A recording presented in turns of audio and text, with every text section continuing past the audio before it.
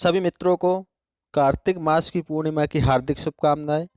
मित्रों, वैसे तो पूर्णिमा हर महीने आती है, लेकिन जो कार्तिक मास की पूर्णिमा होती है उसका हिंदू शास्त्रों के अनुसार, धर्म ग्रंथों के अनुसार, पुराणों के अनुसार एक विशेष महत्व होता है। इस दिन की पूर्णिमा को हर व्यक्ति को इंतजार होता है, प्रतीक्षा होती है। हर व्यक्ति चाहता है, यहाँ तक कि देवता भी चाहते हैं कि कब कार्तिक पूर्णिमा आए, क्योंकि जिस तरह से हम अपनी दीपावली मनाते हैं उसी प्रकार से देवता भी इस दिन दीपावली मनाते हैं, जिसको हम देव दिवाली के नाम से भी जानते हैं, देव दीपावली के नाम से भी जानते हैं। और इस दिन आपको बताना चाहूँगा कि दीप दान का विशेष महत्व बताया गया है। तो नमस्कार मित्रों, बहुत बहुत स्वागत है आपके अपने यूट्यूब चैनल कष्टों से मुक्ति में, और आशा करता हूं कि आप सभी अच्छे होंगे। इस वीडियो के माध्यम से आप जानने वाले हैं कि सही तिथि कौन सी है, सही तारीख कौन सी है, सही दिन कौन सा है पूर्णिमा मनाने का, जो 2023 में कार्तिक की पूर्णिमा मनाई जाएगी। इसी के साथ आप जानने वाले हैं कि पूजा का शुभ मुहूर्त क्या है और कौन कौन से हम लोगों को ऐसे उपाय करने चाहिए, क्या हम लोगों को करना चाहिए जिससे विष्णु भगवान प्रसन्न रहे और हम लोगों पर उनकी कृपा हमेशा बनी रहे। तो मित्रों, वीडियो पूरा देखिए, और अगर वीडियो आपको अच्छी लगे तो कम से कम 3 लोगों तक आप अवश्य पहुंचाएं, जिससे कि हमारी भारतीय संस्कृति जागृत अवस्था में बनी रहे। मित्रों, इस दिन बताते हैं कि मत्स्य अवतार जो हुए थे विष्णु भगवान जी के, उनकी पूजा की जाती है, उनकी विशेष मान्यता है। इसीलिए हर व्यक्ति को गंगा नदी में स्नान अवश्य करना चाहिए। और अगर यह संभव नहीं हो पाता, क्योंकि यह जरूरी नहीं है कि आप जहां पर रह रहे हैं वहां पर गंगा नदी से बिल्कुल पास में है या आप वहां पर जा सकते हैं, तो किसी भी चलती हुई नदी में भी अगर आप इस दिन स्नान कर लेते हैं तो उसका भी पुण्य प्राप्त होता है। और इतना ही नहीं, अगर कोई भी नदी या कोई भी चलता हुआ जल आपके आसपास में नहीं है, इस दिन आप ब्रह्म मुहूर्त में उठकर अगर आप अपने घर पर स्नान करते हैं और उसमें थोड़ा सा गंगा जल डाल लेते हैं तो उसका भी विशेष पुण्य मित्रों प्राप्त होता है। बताना चाहूँगा कि पूर्णिमा किस दिन मनाई जाएगी। मित्रों, कार्तिक पूर्णिमा तिथि जो आरंभ होगी वो तो 26 नवंबर की शाम को होगी, दोपहर के 3:53 से। और कब तक रहेगी? वो रहेगी 27 नवंबर सोमवार को दोपहर 2:45 तक। तो व्यक्तियों के बहुत प्रश्न आ रहे हैं कि हम इसको 26 तारीख को मनाएं या 27 नवंबर को मनाएं।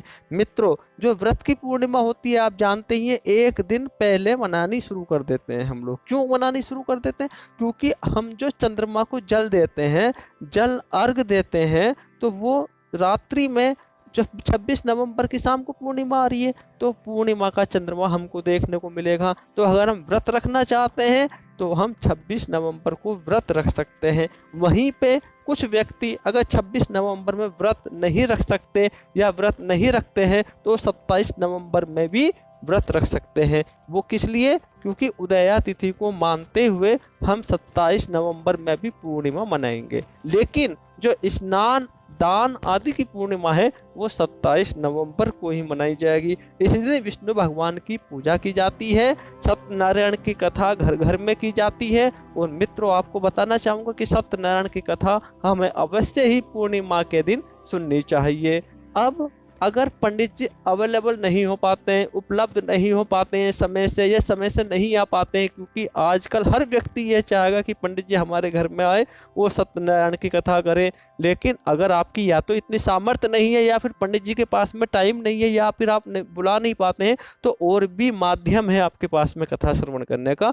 मैं लिंक डिस्क्रिप्शन में ऐड कर दूंगा और एंड स्क्रीन पर भी लगा दूंगा। जो कथा आप सुनोगे वो पंडित जी के मुखार बिंद से कभी लाइव करी गई थी, और उसमें आरती सहित 5 अध्याय की कथा आप पंडित जी के मुख से सुनेंगे। और आपको सुननी चाहिए। कार्तिक मास की पूर्णिमा को सत्यनारायण की कथा अगर आप सुनते हैं तो उसका विशेष फल आप लोगों को प्राप्त होता है, उसका विशेष पुण्य हम लोगों को प्राप्त होता है। और आपको बताना चाहूँगा, कथा सुनते समय आपको श्रद्धा भाव से बैठना है और आपको प्रसाद की व्यवस्था भी करनी है। साथ ही आपको कुछ 10 या 5 अपने श्रद्धा अनुसार कुछ पैसे संकल्प स्वरूप रख लेने हैं।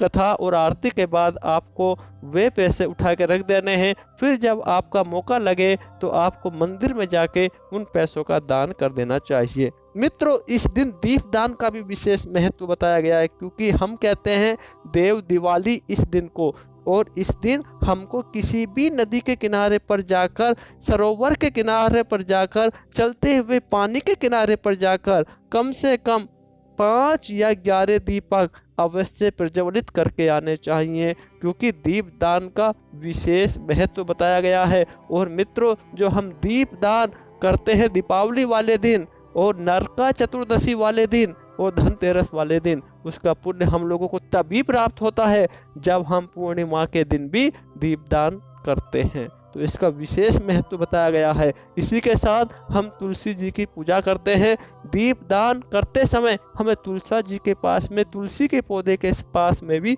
एक दीपक अवश्य प्रज्वलित करना चाहिए। और अपने घर को इस तरह से सजाने की कोशिश कीजिए जैसे आपने दीपावली पर किया था। अगर यह संभव नहीं हो सकता है तो कम से कम 5 या 11 दीपक तो आपको अपने घर पर भी प्रज्वलित करने अनिवार्य होते हैं इस दिन। और आपको ब्रह्म मुहूर्त में उठना चाहिए इस दिन। उसके बाद में अगर आप व्रत रखने के इच्छुक हैं तो आप व्रत का संकल्प लें, व्रत रखें। और अगर आप व्रत नहीं रख सकते हैं तो सात्विक जीवन आप लोगों को व्यतीत करना चाहिए। पूर्णिमा वाले दिन प्याज लहसुन का सेवन इस दिन निषेध माना गया है। किसी की लड़ाई झगड़ा बुराई हट ये कार्य निषेध माने गए हैं। किसी की निंदा भी इस दिन नहीं करनी चाहिए। इसी के साथ आपको बताना चाहूँगा कि जो कार्तिक मास की पूर्णिमा है उस दिन तुलसी जी की विदाई की भी बात हम कहते हैं, क्योंकि तुलसी माता की जिन लोगों ने अपने घर में बुलाया है, उनकी पूजा की है, तो आप मानसिक रूप से उनको एक चुन्नी उड़ा दीजिए और उसमें आपको कुछ चावल बांधने होते हैं और कुछ किशमिश 5 ले लीजिए। 5 किशमिश आपको बांधनी है और उसमें कुछ पैसे के सिक्के 5, 10 या 1 रुपया आप रख सकते हैं और उस चुन्नी पर आपको बांध कर ये प्रार्थना करनी होती है कि हे माता रानी, जो महिलाएं माता बहनें उनकी पूजा करती हैं, उनको पूजा करनी चाहिए कि हे माता, आप हमें अखंड सौभाग्य की प्राप्ति का वरदान दीजिए और हमारा जो सौभाग्य है वो हमेशा बना रहे। उसके बाद तुलसी माता को हलवा पूरी या खीर पूरी का भोग लगाया जाता है। और मित्रों, खीर का विशेष महत्व पूर्णिमा के दिन बताया गया है, क्योंकि पूर्णिमा के दिन चंद्रमा को हम जल देते हैं और चंद्रमा का प्रभाव हमारे मानसिक स्थिति पर होता है। और अगर हमारी मानसिक स्थिति खीर की तरह शीतल रहेगी, स्थिर रहेगी, तो हमारा मन हर कार्य में लगेगा और हमारा कार्य वो अच्छी तरह से पूर्ण भी होगा। तो अपने मन की शांति के लिए, अपनी मानसिक स्थिति को मजबूत रखने के लिए हमें चंद्रमा को उनके जल में थोड़ी सी खीर डालकर वो जल देना चाहिए। ध्यान रखना चाहिए कि पात्र जल देने का तांबे का ना हो, क्योंकि दूध या तांबे के बर्तन में हम कोई दूध की बनी वस्तु नहीं डालते। तो मित्रों, इस वीडियो में इतना ही। मिलते हैं एक नई वीडियो में, तब तक के लिए ओम नमो भगवते वासुदेवाय नमः।